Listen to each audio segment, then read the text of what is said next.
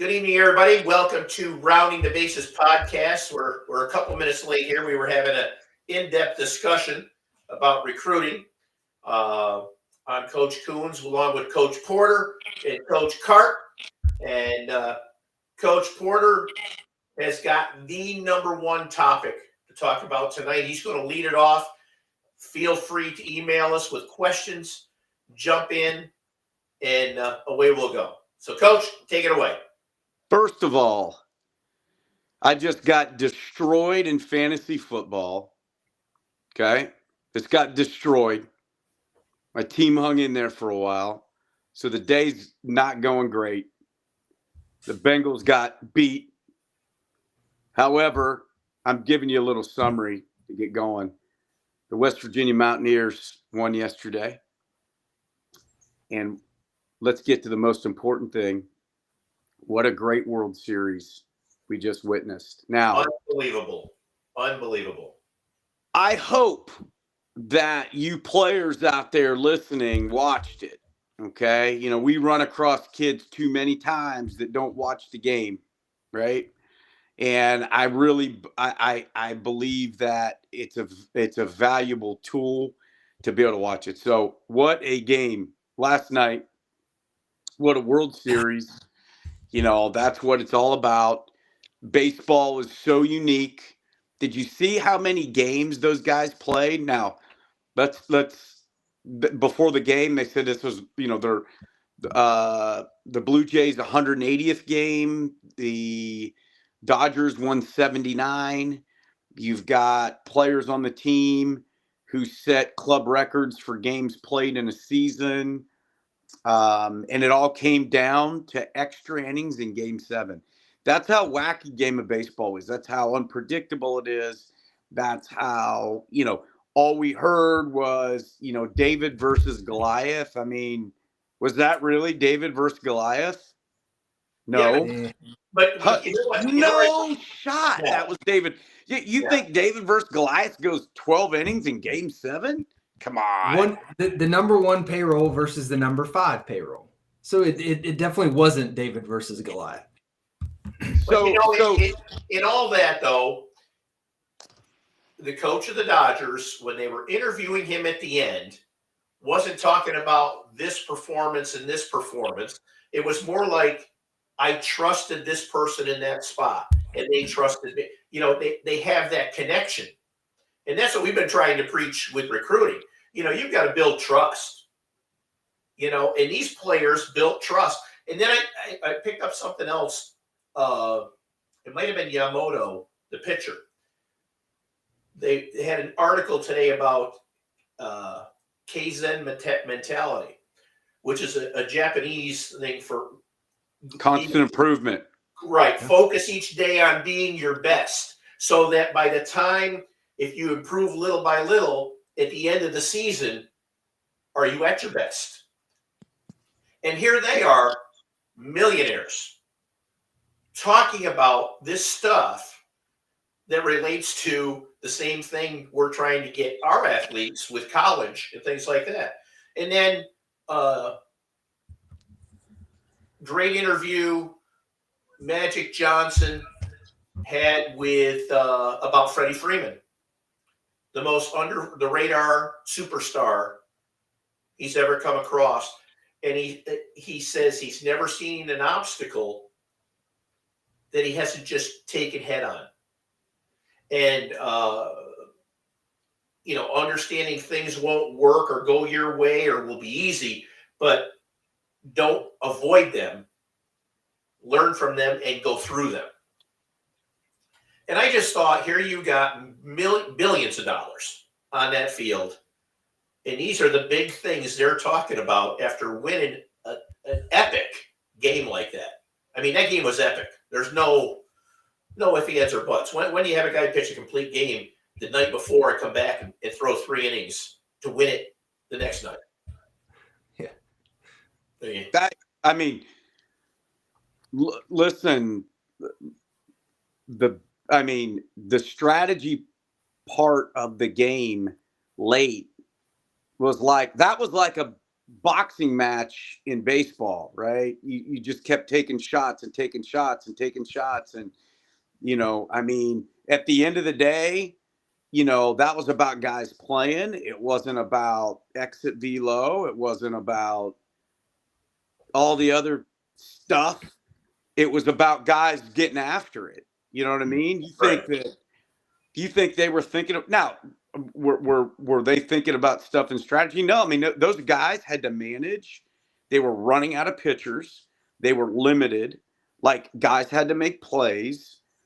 They bunted. Toronto bunted in the bottom of the 12th. They sacked the leadoff double to third base. Right. And Coach Cart and I were going back and forth during the game, and I said, like, let's talk strategy. What did the pitchers do? The pitchers got ground balls. That's right. With the infield in, right? The managers put in guys, right? And of course, I know the analytic piece of it. Like hey, this guy's going to get this ground ball, blah blah blah. But they were running out Guys had to execute, right? Yeah. The hitters couldn't get the ball in the air with a runner at third base in less than 2 outs, could they? Yeah. How many times did that happen? You're thinking the play at second base by the Dodgers to throw the guy out at home. He did everything but fall down. And that ball was, and he talked about it at the end of the game, how off the turf the hop's unpredictable, and blah blah blah. I mean, and you saw a lot of good execution there. You saw a lot of great strategy. You saw people. So in modern day baseball, in modern day professional baseball, you obviously would never ever see what happened in Game 7 of the World Series with the pitching staff, would you? You'd never ever see it. No. You'd never ever see that, right? But you did in a Game 7, right? And you got to think the reason why you did see it was because of some of the things they do in the regular season now with guys. Because obviously, if that happens they're gassed. They went out there, it's like, I could care less about myself. I'm going to execute pitches and help my team win. This is awesome. Right. It was awesome. Now, you see that in college baseball. You see that in college baseball in the postseason, right? You see that in college baseball in must-win games. You very rarely see that in professional softball, same way. I mean, it didn't matter. Baseball, softball, that was a lesson-learning game last night. That you could, if you were a fan of the sport, you just take so much away from it that didn't pertain to the winning of that game. It was just execution. And the other piece of it was, at the end of the game, listening to the Dodgers guys and talking about their culture and stuff like that. Those guys, I think that's a lesson for recruits in finding a place, because I think culture building with a college coach is harder now than ever because of the portal, because of kids leaving at the highest levels because of NIL. Ridiculous. Like you can't build a culture like you once did. No. Because now at the lower levels, yeah. I mean, I think guys are, I think it's still different, but I think guys are able probably to do that a little bit easier, maybe. But if you're a 4-year college, it's a feeder school to upper divisions. It's ridiculously hard, right? So that's difficult, But over a 9-month season, those guys were able to do that. That's important. So that's all great stuff. So hopefully guys watched that last night. It was purely about playing the game last night, right? It was purely about executing pitches. It was purely about,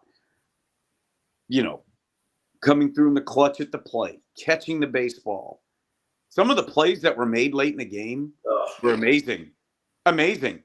And razor thin. Even the play at the plate, with that forced play at the plate, people don't realize how difficult of a play that is for the catcher. I mean, the catch in the outfield where the Dodger players banged into each other. I'm telling you, my opinion, we kept going about this. Hernandez did not readjust after one out. He Either was one of so them. shallow. He They was were shallow. both shallow. He was super shallow. The Yeah. center fielder, the center fielder reason the center fielder was able to get is because he was a little bit deeper and he was running, at an angle, not Yeah, over his head. Runs Yeah. like a deer, and he's a little bit taller. And That's crazy play.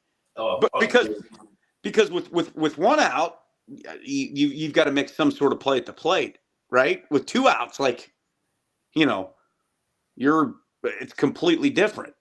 right. So anyway, that was really cool. A lot of learning in there. So, what about so there's one part of the game that frustrated me. Bench is cleared, right? He was frustrated because he came high and tight again after After he tried to get hit. After he stuck his hand out Right. and tried to get hit, right? You can't get upset. I don't know. I just don't think you can get greatly upset after you get hit, after you stuck your hand out and tried to get hit. And then I thought that was a little prima donna. But Well, yeah, here's my other question on that too. You're talking professional athletes. Is that a mentality thing? Is that something where if I get my team riled up like this, maybe we go on a run? Or if we Maybe. Because let's face it, I don't think he was trying to hit him. yeah, But I would have gotten hit in that situation to get on first base late in the game like that to get a runner. but But don't act like a baby. I mean, I don't know. And the other part of it is let's talk about the umpires real quick. Like, we're in a day and age where people are constantly critical of the umpires. The strike zone at the plate, he was right. I would like to see his percentage last night because some of those balls were extremely close. And Yeah. he was right. I don't know that he missed. I mean, late in the game. I think the one with Will Smith he missed. Close. It was close. just I mean, remember, they can all challenge that next year, and if they're right, they keep the challenge. Let's make the game quicker. You watch. You'll be going to the concession twice if you're at the game because games are going to get longer again. Hate it. I'm about the replay and the other stuff. I don't have a problem with that, but the ball and strike stuff, I think it's too much. It's too much. There has to be some human error in here. I mean, we're trying to control so much of the game with, it's too much. Too much for me. So Too overall much for me. overall accuracy at 94% last night. I take that in an umpire. Yeah, Jordan Baker had his most impactful calls. Top of the sixth, Bassett to Hernandez, 1-1 count. Strike was called a ball. Top of the ninth, Hoffman to Smith. 2 outs, bases empty, 3-2 count. Ball is called a strike.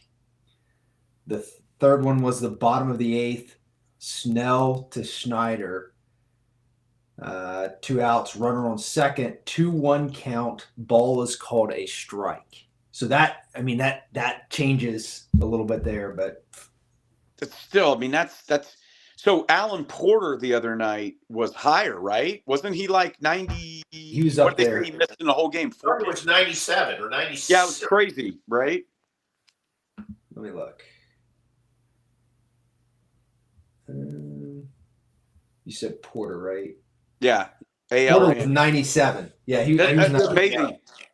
I just think that I think it's too much. I think the ball and strike stuff is too much for me. I'm okay with the other stuff. I'm okay with the pitch clock, all that stuff, but too much for me. Too Right. much. Too much. Well, you got to figure. Let me ask you this: pitcher for one team is throwing how many pitches in a game? Well, or how many pitches did the Dodgers throw last night? Pitches. Total? 200. Let's just say 200.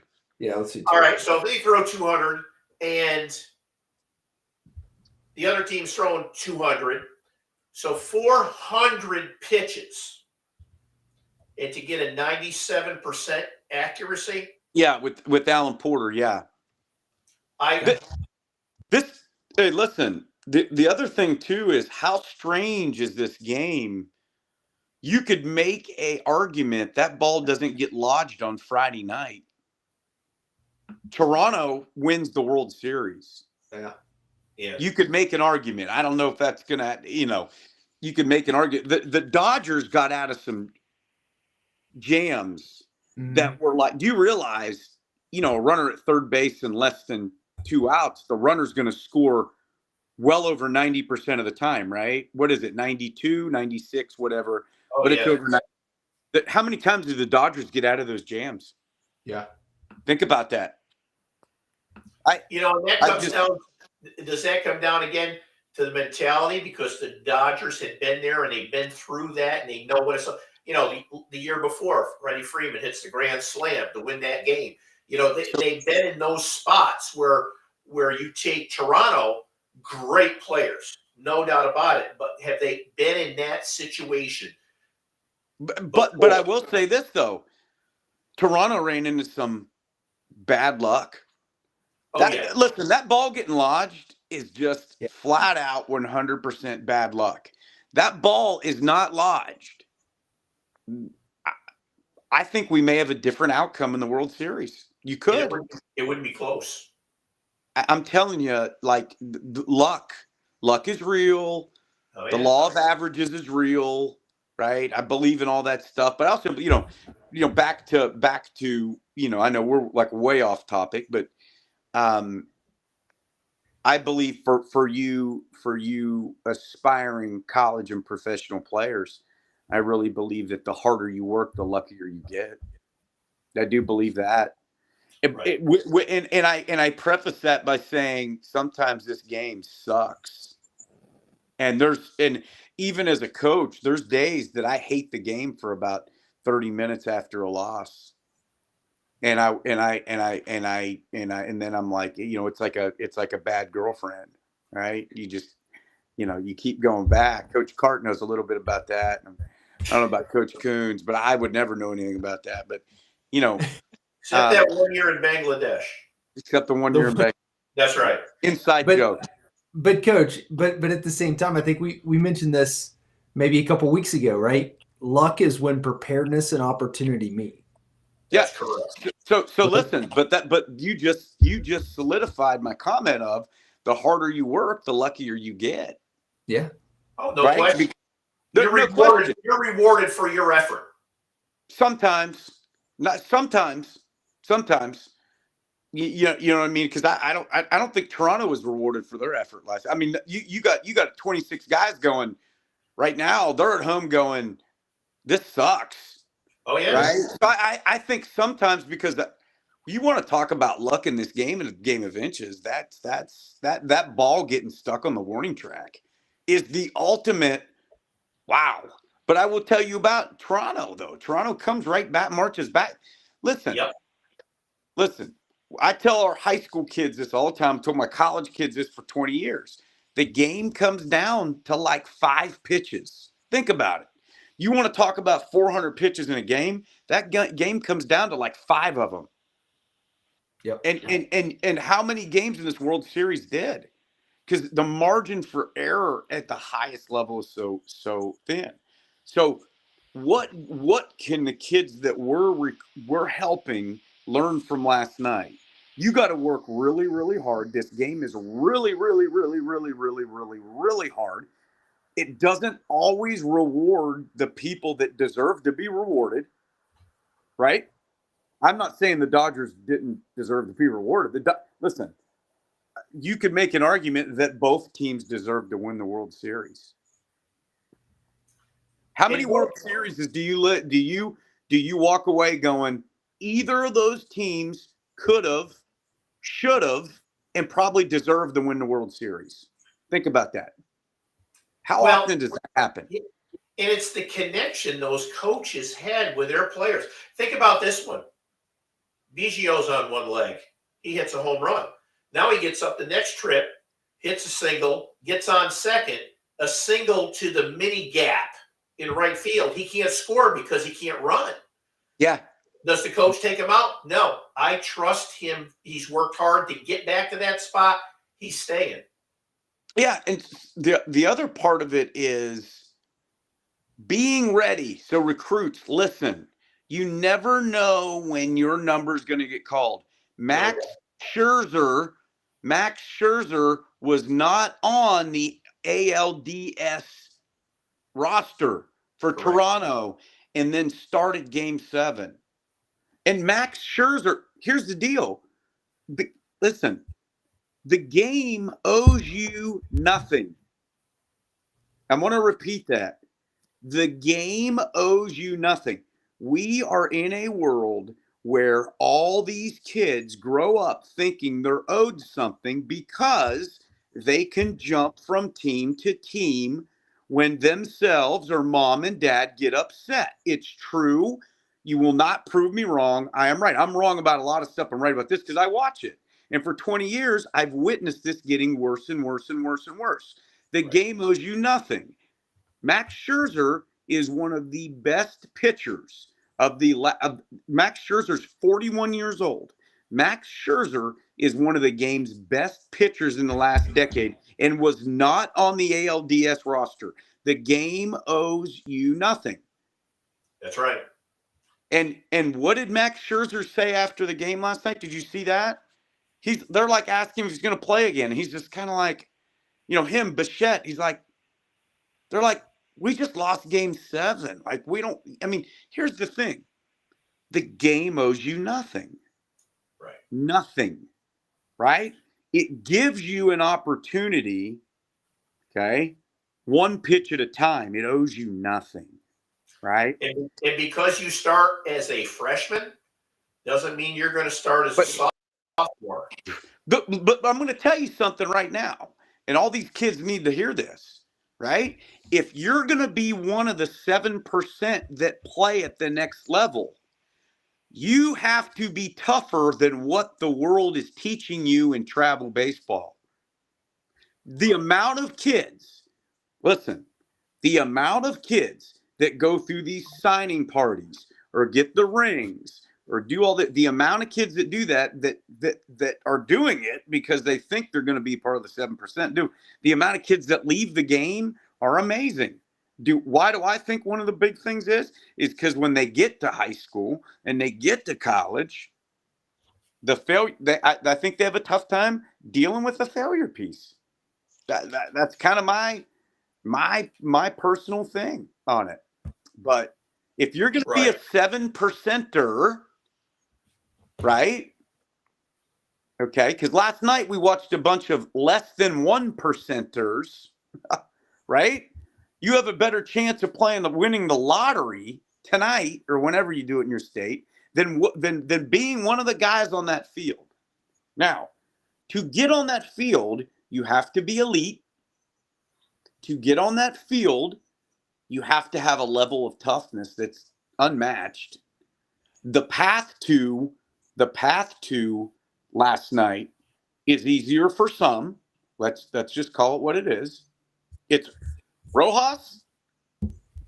I mean, look at his. Who did he sign with?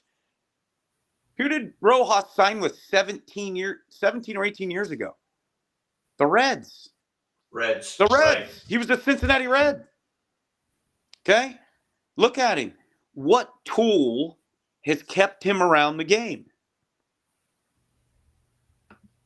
What tool has kept him around the game?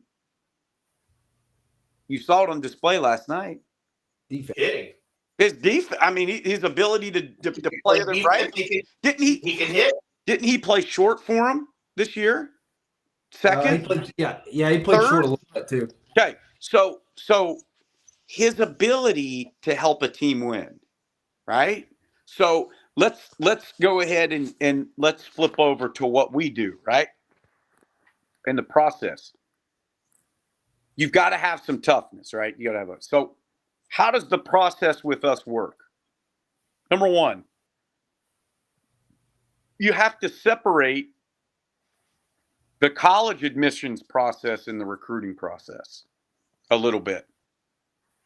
You have to separate it. Because if you're a non-athlete and you're applying for a school, you're getting in because boxes are checked, right? Minimum GPA, minimum ACT, SAT, minimum class rank, essay, blah, blah, blah, right? You could have all those things as a college baseball player. You could have all your boxes checked. But if you can't play baseball at a high level and help the program win, you're not. There's a person that says no, you can't come. You can't come here and play baseball at least, right? So how does this process work, right? Coach Cart and I talked a lot about player evaluation this week. Player evaluation is something that I love. And what I love about Ahead and Account Recruiting and what I love about this, what we're doing is evaluating a player and helping them go where they fit. What are some things that go into the fit? What are some things that go into the fit? I'm asking you two. What are some things that go into the fit? Because the fit is the fit a one-way street or a two-way street? It's actually a three. It's actually, there's three components to this. Right? I mean, in terms of why you would look at a school, right? Do you want to go there and play baseball? Do you want to go there academically? And probably most importantly, to get your foot in the door, does the coach want you? Okay, does the coach want you? Right? So that fit, right? And then there's all these other fits that go along with it, right? There's the social fit. Now, a lot of baseball players that I've recruited over the past, if they fall, I mean, this is just brutally honest with you. I'm not saying this is right or wrong, but a lot of times when they fall in love with a program, they overlook a lot of the social life at the school.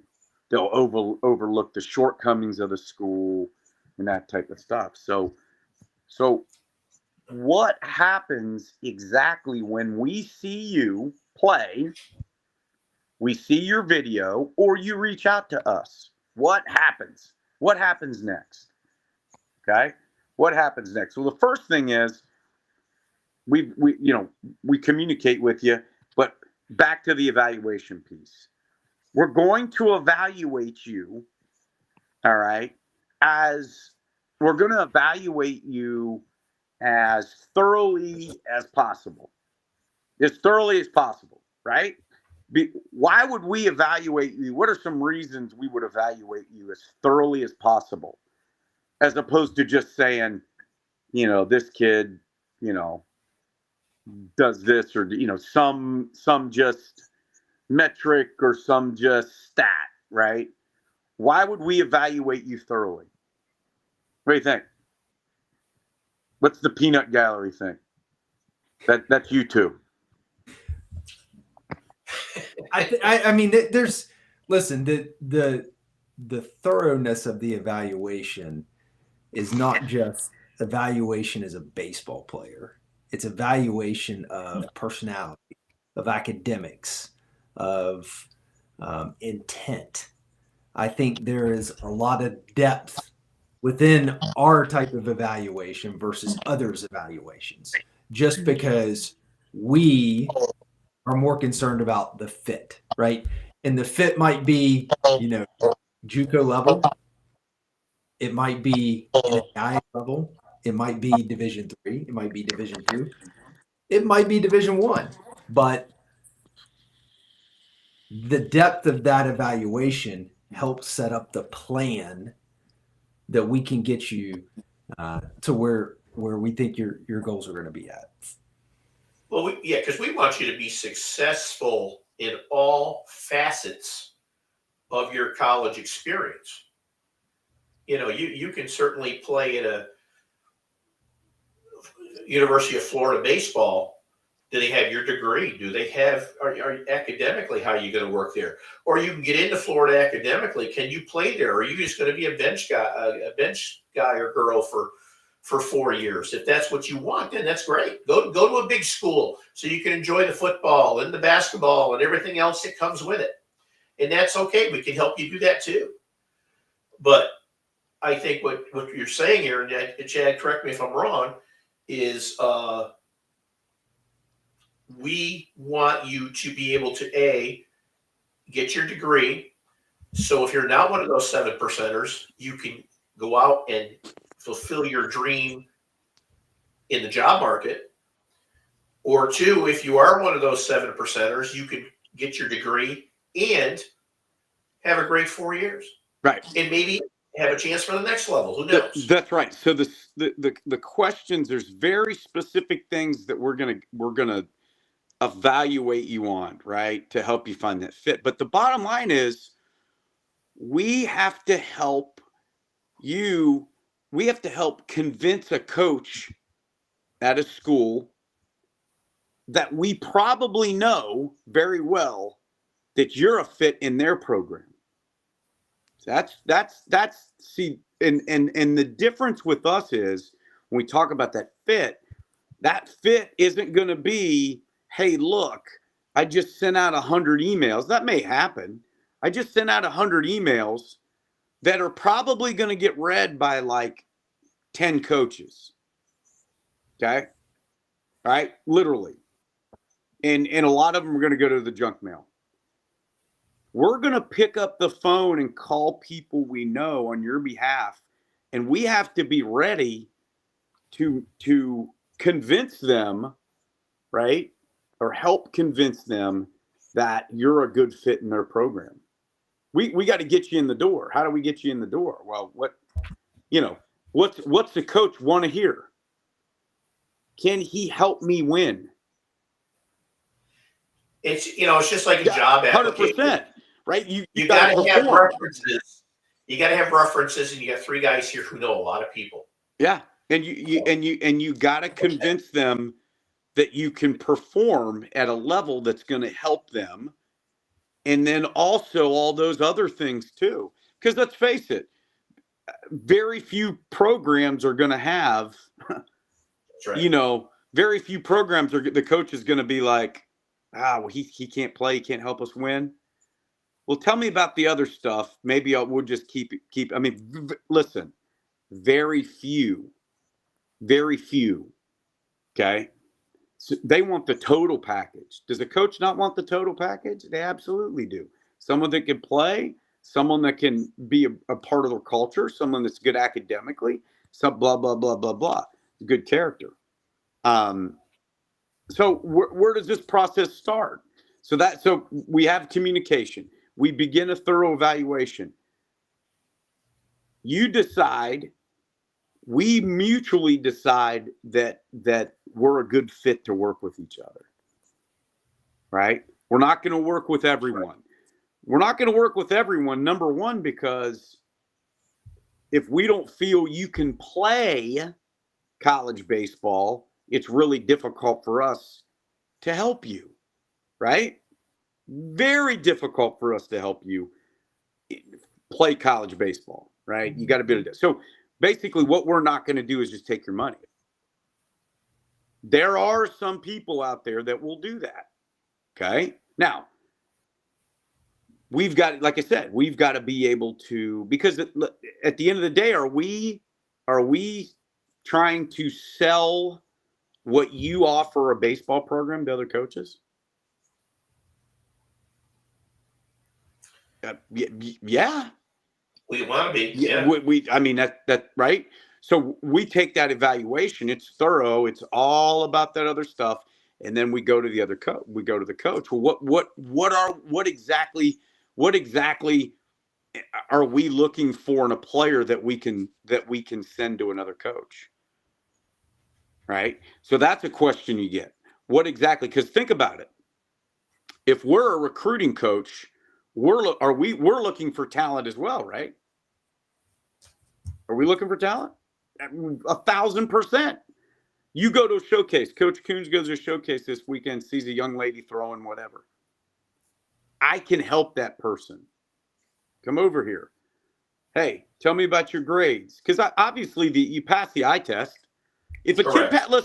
if a kid passes the eye test, you're like, okay, well maybe we can help this one. This kid help someone win a ball game? Can this kid help someone win? Can this kid be a productive member of a college baseball program? Then you're going through and you're asking these questions. You got to check the box academically, because if they're a problem in the classroom, they're a problem for a coach on a field, right? Correct. 1,000%. If you're a problem in the classroom, the last thing a coach wants to do is deal with your academics or deal with ineligible kids, right? Let's deal with ineligible kids. You know, the character piece. We're talking to people, you know, all that stuff. We're getting to know you, right?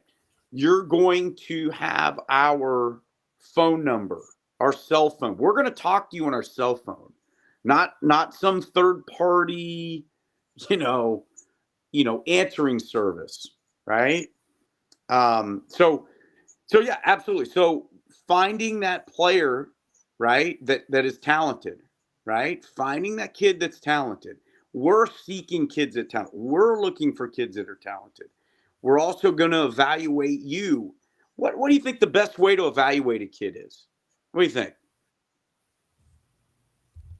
What's your I like to see him and talk to him. I like in person. In person. In person, but that's not always. What, that's not always for Not us gonna at happen. least, right? Correct. It's not. We always can't always do that. So in video, right? Yeah. Oh, no question. That's the next best thing. So what are some things we like to see in video?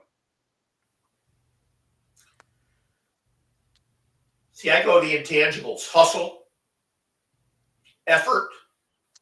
You know, you're not going to. I don't recall anybody ever having 1,000 fielding percentage. So, are you going to miss one? Yeah, you are. It might be the day that we're watching it. But how did you do? How was your footwork? How was your bat swing? Do you have a hitch? Do you have this? We dissect things. Yeah, You know, for sure. So like, arm speed, bat path, that type of stuff. If you can have a radar gun or a stopwatch or some sort of, Rapsodo or something like that in the video as well, that obviously helps a lot too. But breaking down every single one of your skills is very, very important, right? Because we have to paint a picture to the coach we're talking to, an accurate picture to the coach we're talking to. So once we've made contact, we're doing a thorough evaluation. We're asking you questions. We decide to work together. Then the real conversation of what level do we think you can play at? That's where sometimes, the truth, having to tell somebody the absolute truth, right? And getting their mindset. So you may have a kid come to you. What schools are you looking at? Oh, I'd like to go to Ohio State, or I'd like to go to Vanderbilt. Well, you're an outfielder that wants to go play at Ohio State, and you run a 7.460, right? And you don't have a hit tool that's going to be absolutely amazing. You're probably not going to go there, right? Well, I think too, and Coach Cart is the analytics king for us here. With the video, the programs that you use, a kid can send a video to you, and you can break it down, circle up things on it, and send it back to them. We create programs to help you get better if that's what you want to do. And it's geared toward you. It's not geared towards a website where everybody gets the same thing. It's geared toward what you want to work on. And I think that separates us. And you made a good point earlier, Coach Porter. We'll talk before you buy. How many companies are out there that fill in the information, and then a salesman calls, gets your credit card for $2,000 or $2,500, and then they'll work with you. I think the way we're looking to do this, we have the family, the player, as well as the school, the best interest. Yeah, and these are, we're not just putting you in some sort of portal or profile page that coaches Do it yourself or things. yeah, that can flip through. Like I'm gonna go through my contacts on my cell phone once we establish where you are, whether you're Right. D3, D2, D1, whatever, and you're gonna go. And then, you know, if you have schools that match up with your ability level, right? If you have schools already on your mind that match up with your ability level, then that's even better. You know, when you come in, sometimes those don't always match, right? And that's where we come into, you know, obviously to help, you know, to help out there. And to tell you how much we can break it down, you want to go to a school that has 2,500 to 5,000 kids. You want to go 5,000 to 10,000. You want to go big time. We can pull that information. You want public, private. You want an all male, co-ed, all female. Yeah. We have the database and the access to plug you in and pull schools out of that for you. You want to be Mid-Atlantic. You want to be Northeast. You want to be South, Midwest, West, Northwest. You know, everybody wants and go ahead and match up your academic correct preferences. Okay, to let you know that they have your degree yes. You might be interested in. Yes, and you know what? You're not going to know. There, 7% of kids are going to play college athletics. Probably a lesser percentage of that are going to know what they actually want to go to school for, but they have an idea. 100%. You know, so we can help guide you in that area too, because you don't have to declare until you're a sophomore. I mean, you could go, you're going to do a lot of liberal arts classes your first 2 years or whatever, unless you know you want to be that specified doctor, lawyer, whatever it is. And we help with all that. And if you choose the JUCO route, right, which I think we're going to see a lot more of, not that, I mean, there's a lot of JUCOs, I think we're going to see more just because the whole playing for 6 or 7 years idea is very enticing to a lot of kids that want to keep playing. You know, there are some kids obviously that want to get in and out in 4 years. And, you know, I think kids will try the whole 6 or 7 year track if they get a red shirt. I think kids will try that. And I think you'll see a lot of kids going, it's probably too much, especially if I'm not going to play pro ball, blah, blah, blah. I think you're going to see that, right? You know, it'll be somewhere in the middle, but the ability to get an associate's degree at a, you know, in a lot of cases at a discounted rate, going into a 4-year school eligible right off the bat because you've got your associate's degree. That's a big one too. And being able to get into a program and maybe even getting your master's degree. So this is that, you know, this is a, you know, kind of a new frontier. So, you know, matching that up, matching the ability level up, matching the academic level up, matching. Here's something that we don't talk about a lot, and that's matching kid personality with coach's personality or program personality. That's huge. Okay. So I had a kid reach out the other day, talk to me about a school he was going to visit. I know this kid a little bit, seen him, but I'm not 100% sure that's a good match. Right. You know, just because you see a kid, you know, each program's different. Each coach is different, right?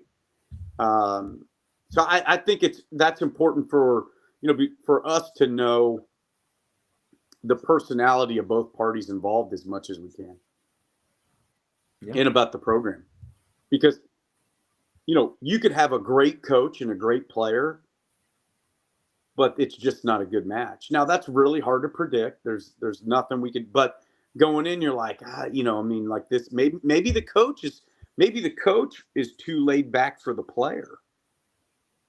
Mm-hmm. and won't get the development. Maybe the program is more geared towards players developing And you know what I mean? It just depends. It's not always obviously a player being soft or anything like that. I'm not saying that, but matching the personality if you can. So, and that goes back to us having a lot of contacts and knowing, like, I think this kid would do really, really well in this program. Maybe he's more of a laid back kid. Maybe the program's more laid back. That's important. Maybe, you know, it all depends, but that's where we can help, you know, and it all starts with that thorough evaluation. And that doesn't cost you a dime to do. It's totally free. And you know, a lot of kids, I talked to softball today, and a lot of kids, you know, they're hesitant because they think you're trying to sell something. We're not salespeople. If you want to work with us, we'll work with you. If you want an evaluation, we'll give it to you. And then what you do with that, that's up to you. And I think that's a key thing. I mean, we can go on for hours talking about this. And it's like, you just got to take the chance, you know. And what do you have to lose? I'm just writing down Gold Glove winners here.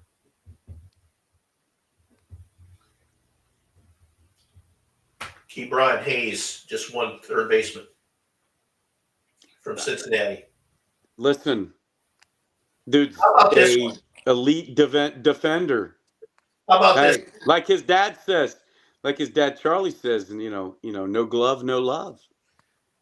You know, that's a skill, being able to catch the ball. One of the top fielders in the National League was just up for Golden Glove. He didn't win it, but he was an outfielder the previous year, and they asked him to play shortstop. Mookie Betts. Mook. And he was up top 3 fielders at shortstop in the National League. Now there's somebody who works to overcome. Oh yeah. You know. But no, I He's got a think bunch of everything we've said or you said makes sense. We're not it's not a gimmick here. We're helping everybody that comes to us and works with us. Everybody, 100%. It works out. And Chad, you make a lot of great points. Zach, I mean, same thing. If you want analytics and you want workouts and things like that, this is your guy right here, Zach Carr. I mean, he's a professional guru on this stuff. Coach Porter and I, we coached 9,000 years. You know, it's like we know coaches. We've made contacts. We get calls all the time for kids looking for a pitcher, looking for this, looking for that. We'll give you our honest opinion. And if you don't like that, then we'll talk about it and we'll figure where that comes. But this is all before there's any investment made. And the investment you're going to make is minimal as it is. So I think that's a lot of great points tonight. Anything else, gentlemen? Hey, give us a shout. Give us a shout. Hit us up on social media. If you know, obviously, if you can't, we'll set up a time, a phone call, and we'll get working on helping you out. You got our emails right there under our pictures. If you just want to send us a film and say, hey, coach, what do you think of this? We'll tell you. We have a questionnaire. Just make sure you put down how we can contact you back, because I've had that happen too. They'll email me a film, and I have to email them back. Can I get your number so I can let you know what I thought about this? You know, we're not going to hound you. You know, and I think that's what a lot of people think sometimes.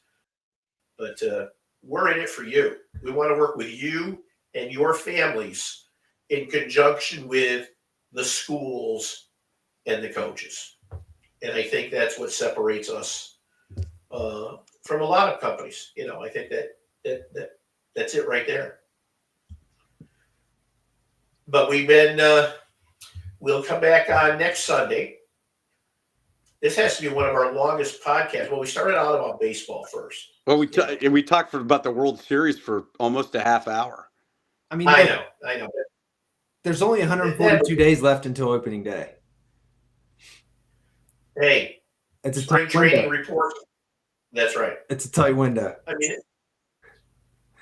you don't even have to be a baseball or softball fan to watch that game last night and get so many side meanings out of things that just were like, if you were laying there in bed, you weren't going to fall asleep till it was done. No. Because it was just a strategic Yeah. event. Yeah. It was awesome. But till next week, we'll be back again next week. We hope to have a guest on, hopefully to talk about a facet of recruiting and things like that. But we will see you next Sunday, 7 o'clock Central, 8 o'clock Eastern time. So if you tuned in today, make sure you tune in next week. And if you have anything that you would like to have us talk about, send us an email. We'll certainly talk about it on the podcast and give you some insight. If you would like to come on a podcast with us, that's another option too. We have no problem with that. So we can talk right there, face to face. But until next week, thanks for watching, and head to accountrecruiting.com. Look us up. See you next